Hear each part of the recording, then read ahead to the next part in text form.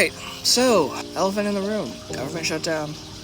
Travel. Well, clearly something weird at the airport is happening now. Government shutdown, people aren't getting paid, airports feel off, lines are longer, things are slower, less predictable, and that affects everyone, not just people who aren't planning when traveling. It affects us too, us planners. This isn't the worst of it. Look at all these lines wrapped all the way around.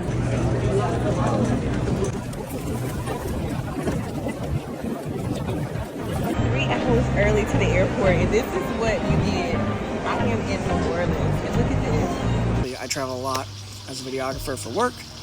I notice changes in airports immediately, and I notice patterns as well. So here's the thing.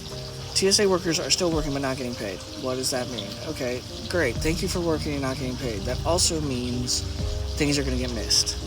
Okay, and things getting missed also ups the danger level of things happening in an airport. Let's not say it out loud, but we all know what we're talking about. Anyway, less staff means less staff means less accuracy, means higher potential for something to happen or something to get missed and go through. So what do we do about it?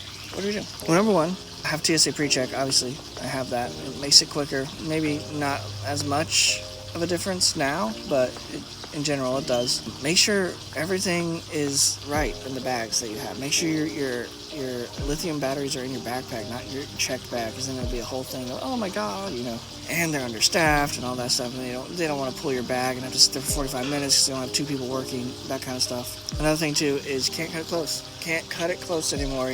I know people who travel a lot for work, and maybe you're watching this video, maybe you're not, for the info, maybe you already know what you're doing, but even me, knowing what I'm doing, can't cut it close, because at that point it's out of your control. You can't plan for a delay that would happen right now.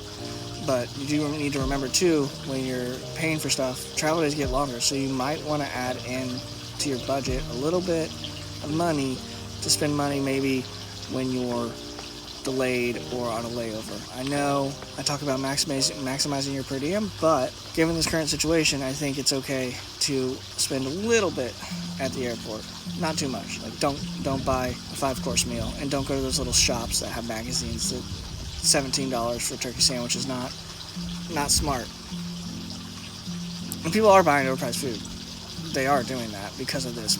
Exact correlation, 6-7, exact correlation to this situation. And also, traveling is stressful enough. The reason you're probably watching this is because it stresses you out and you want to have a plan. So don't arrive 5 minutes before your flight, okay? And don't show up to the parking lot that shuttles you in 20 minutes before the next shuttle arrives or your flight, okay? You're never going to make it. The main thing to remember is a lot less is within your control. Arriving 3 hours early might not be enough anymore. Condensing your luggage down might not be enough to get through security quickly anymore. TSA pre-check might not even help you get through quickly anymore. So you can't rely on timing, and a lot more things are out of your control. And this is why it's so important to bring your own food, okay? TSA is not going to stop you for noodles. Okay, don't have to worry about that. It'll stop you for water, but you can put ice in your water bottle and get it through security. And whenever you're planning your trip, don't plan tight schedules. Like, don't have your reservation for dinner at 7 when you land at 5, okay? Yeah, 2 hours, we just drive to the airport. You might not get off the plane until 6:30 because of the delays. Right? Government shutdown doesn't just affect TSA and getting through TSA. Then there's a chain reaction for the whole FAA system. Okay, everybody, right? That means air traffic controllers aren't getting paid. That means there's less staff at air traffic control. That means there's less people telling planes where to go. And when you land, you need people to tell you where to go, or you can't go nowhere. The fact of the matter is, you can't really control what's happening, but you control how you move through it.